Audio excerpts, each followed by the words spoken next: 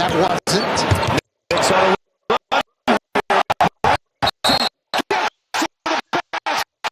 DiVincenzo. He's surrounded. Sets him up again. That What is up, you guys, and welcome to the Chosen League podcast, where fire sports content is the name of the game. I'm your host, Devon, and in today's episode, I'm going to be talking to you guys about last night's game, the New York Knicks versus the Indiana Pacers. But before we get into all that, make sure you like, comment, subscribe, hit that notification bell so you can be notified every time I upload an episode. Let's get into it. The New York Knicks take a 2-0 lead, defeating the Indiana Pacers 130 to 121. But before I go more in depth about this game, question for discussion: will Brunson and OG Anunoby be available for Game 3? As you guys have heard, Jalen Brunson in that first half, he went out. We didn't know what it was until he came back in the second half, which was a foot injury. OG Anunoby got hurt in the second half, a left hamstring injury, soreness in his left hamstring, and it just turned out to be the worst at that point. But we really need Jalen Brunson and OG Anunoby because these two guys are a valuable piece to this team. And if that doesn't happen, if it comes to a point where there's no Jalen Brunson, OG Anunoby, then now we turn to Josh Hart and Dante DiVincenzo, and the test for them is, can they put the team on their back and really take on a heavier load? Can they might have to play, they have to put in more, they have to make more scoring opportunities for their team. So speaking of, Josh Hart, Dante DiVincenzo, and OG Anunoby, Dante DiVincenzo, 28 points, 4 assists, 6 rebounds. Josh Hart, 19, 7, and 15. He had a double-double. OG Anunoby, 28, 3, and 4. Dante DiVincenzo was really feeling it. He made a layup in the second quarter. Honestly, when it comes to Dante DiVincenzo, he really could hurt you with his driving to the basket. When he goes to the basket, he's very confident. Even when he shoots the ball, he's very confident. He also knocked down the three-point shot. OG Anunoby knocked down the three-point shot in the corner. And for the Pacers, Knicks, for the Knicks as a whole, I mean, honestly, defensively they played great. OG Anunoby got a block on Nesmith, and then it translated to being into defense into offense. He makes a layup. Knicks shot 57% from the field, 44 rebounds, 62 points in the paint, shot 81% from the free throw line, and their largest lead was 12. Same applies to the Pacers. Both teams had the same lead, 12 points. Their largest lead was 12. And the thing about Brunson, when Brunson returned, that brought life back into the fans in New York, that brought back life into Madison Square Garden, that brought back life into his players, his teammates, because they know what type of guy he is. They know what type of player he is. Jalen Brunson is the type of guy, I'm going out to get a bucket.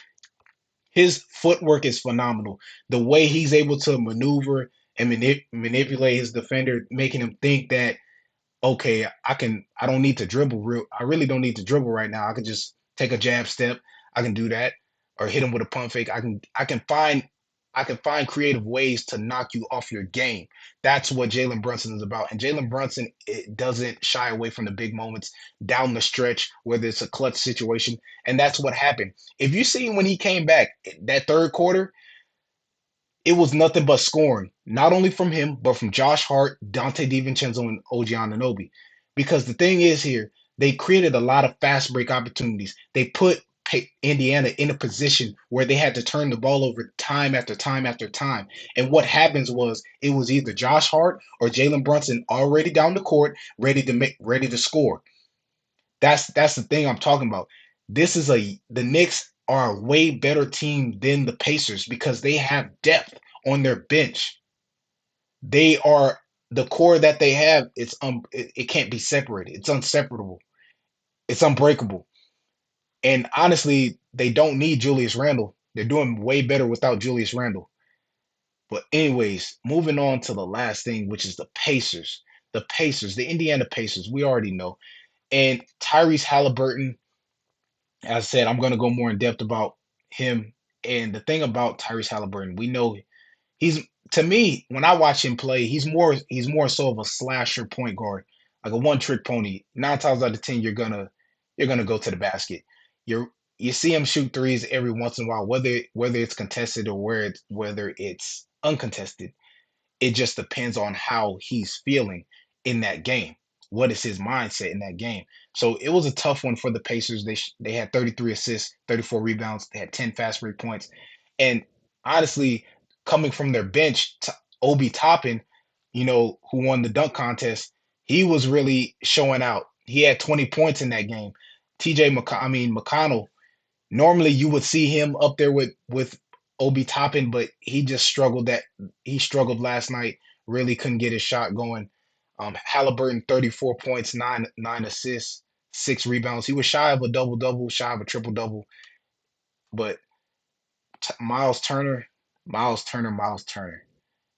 It kind of reminds me of Game One when Halliburton had 6 points. Now you got Miles Turner. He only had 6 points, 1 assist, 7 rebounds. Obi Toppin with 20 points, 1 assist, 3 rebounds.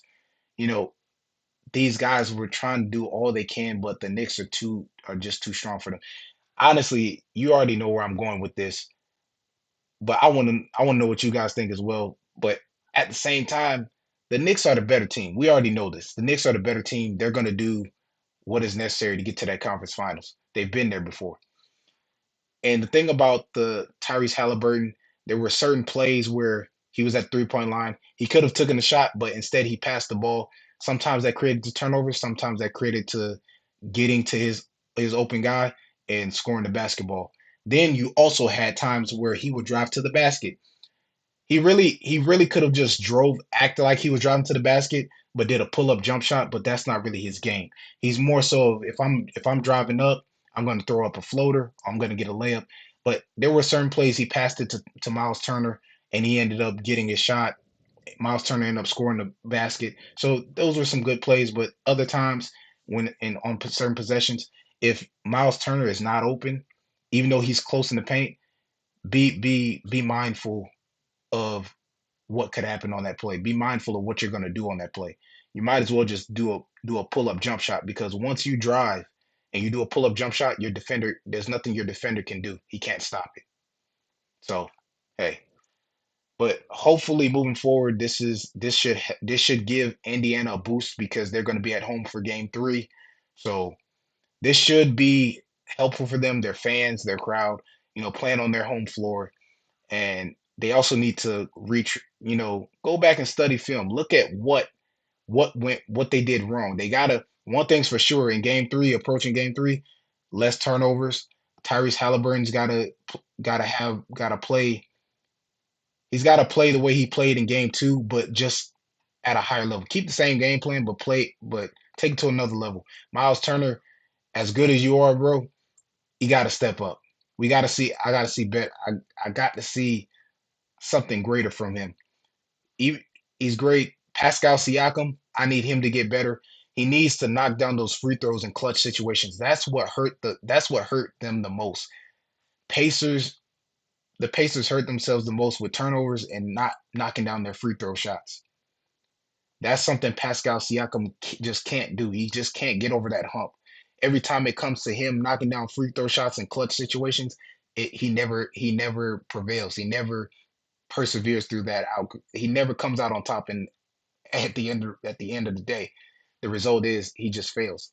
So he has to get better on that, and everybody has to get better. Their bench, they got to start moving around and getting some of those guys coming off the bench. Obi Toppin and McConnell ain't gonna do it by themselves. I'm sorry, it's just not gonna happen. But anyways, that is all for today's episode. Once again, like, comment, subscribe, hit that notification bell so you can be notified every time I upload an episode. I'm Devon, and I'm signing off. Thanks for watching. Subscribe here to get the latest from the show.